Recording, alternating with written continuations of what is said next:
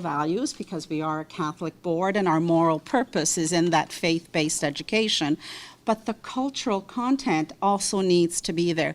It is true, we have that added advantage of being able to congregate the diversity under the Catholic umbrella. And that does make our job a little bit easier.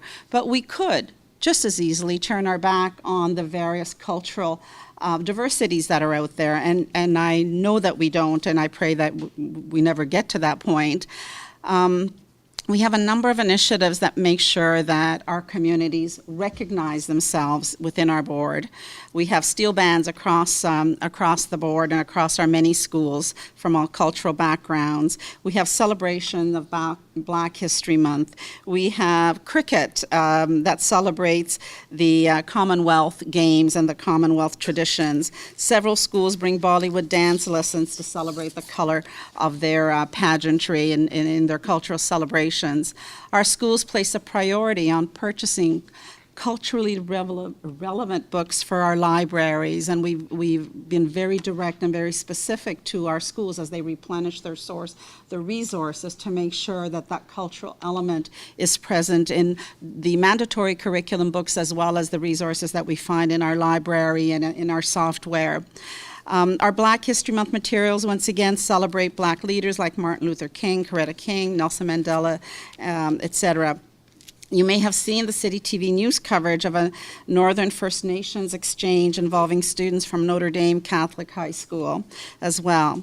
But none of this is successful, of course, without the dedication, support, and expertise of our teachers and the parents in the community. It is so critical to engage the parents. And one of the ways we do that, of course, is by making sure that we have culturally relevant pedagogy that they can connect with and that they can recognize themselves in. I'll speak in a few moments about the variety of international languages that we deliver at the elementary level. I believe we are the only board that delivers international languages, which used to be the Heritage Language program, embedded in the school day. So we have an extended day program that where the day is extended by 30 minutes and languages are taught within that day, and we also have the after hours program as well. We translate most of our documents in 14 languages, which is our core, not quite as many as Toronto Public. And we focus, we have a parent forum annually that focuses on various ethnic issues and education. We have formed community parent advisory committees serving the Portuguese community, the Hispanic community, and more recently the Filipino community. In addition, we are extremely... Do you have the slide that speaks to, at this point in time, the International Languages Program? Can I ask you to put that one up? That's it. So as I spoke about this program,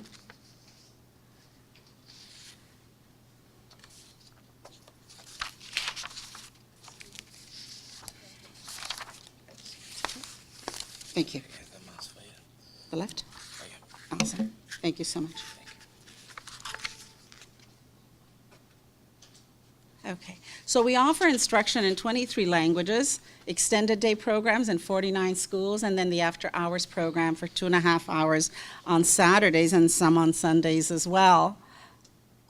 Am I going backwards? There you go. In the extended day program, we have Filipino and Mandarin classes. And in the after hours program, as you can see, we have classes in Cantonese, Mandarin, Korean, Malayalam, Filipino, Tamil, Vietnamese, so quite the variety. We found that at the beginning, these were the programs that really created the link with the immigrant families. Moved a little bit away from that, they become more internationally focused, but they serve a great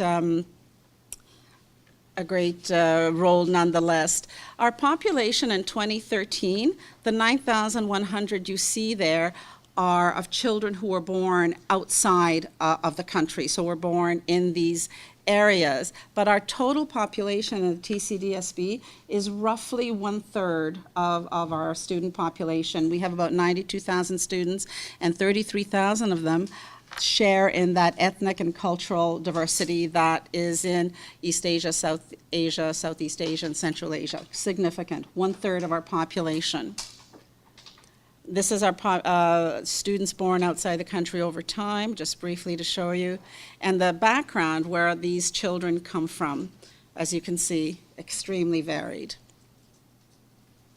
And the schools that you find them in, those of you who know our system will recognize where they are. A great many of them are in the east end of the city, but they're pretty much, in secondary, they're spread throughout. Elementary focuses mostly on the east end. But I want to go back and speak to a little bit, now that you've seen our data. Just find myself in my paperwork here.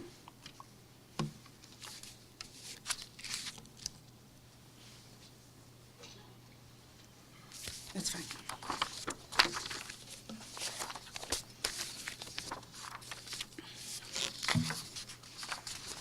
Thank you.